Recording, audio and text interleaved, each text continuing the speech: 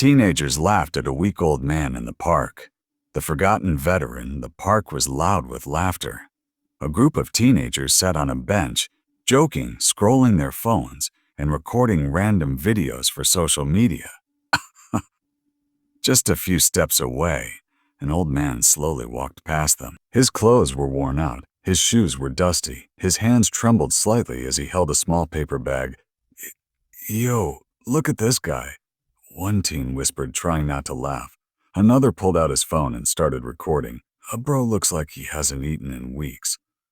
They laughed. The old man didn't react. He quietly moved toward an empty bench and sat down with effort, exhaling deeply as if even sitting required strength. One of the teens stood up and walked closer. "Hey, old man, you okay?" he asked, not out of concern, but for the others giggled behind the camera. The old man looked up slowly. His eyes were tired, but calm. "I'm fine, son," he replied softly. The teen smirked. "You sure? You look like you're about to pass out." More laughter. The old man gave a small smile, then looked away. Inside his paper bag was a single sandwich. He opened it carefully, like it was something precious.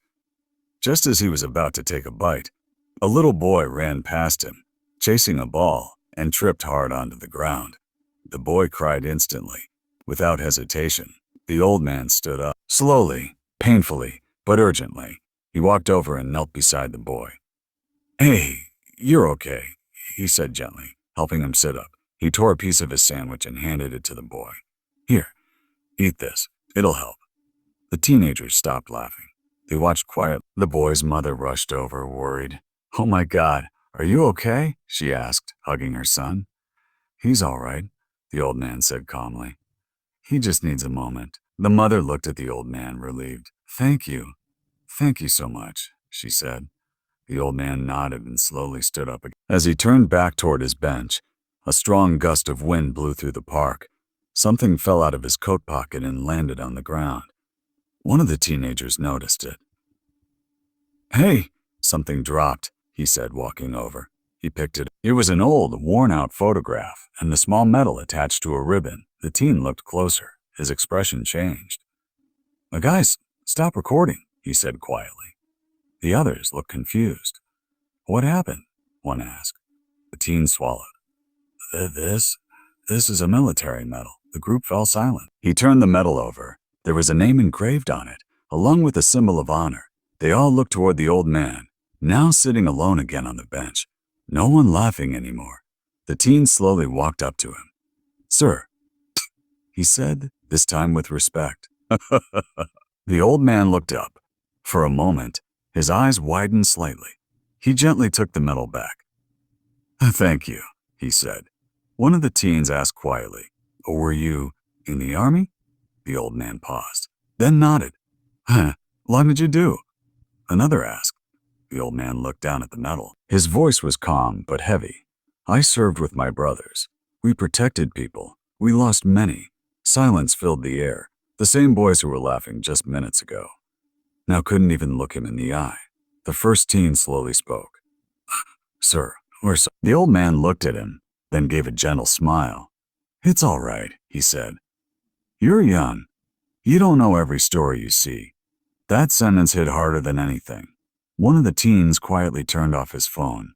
Another sat down beside the old man. "Can we sit with you?" he asked. The old man nodded. For the next few minutes, there were no jokes, no cameras, no laughter, just silence, respect, and understanding. One of the teens looked at the small sandwich still in the old man's hand. "Sir, is that all you have to eat?" he asked. The old man hesitated, then nodded slightly. Without saying anything, the teen stood up. "I'll wait here," one of them said. They ran toward a nearby cafe. A few minutes later, they came back with bags full of food and drinks. They placed everything gently in front of him.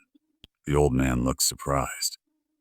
"You didn't have to do this," he said. One of the teens shook his head. "No, we should have done it earlier." The old man's eyes grew slightly watery, not because of the food, but because, for the first time that day, he wasn't invisible anymore.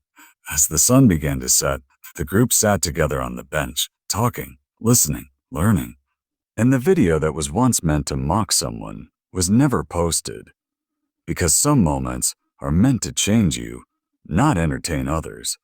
Never judge someone by how they look, because you might be standing in front of a hero you don't recognize.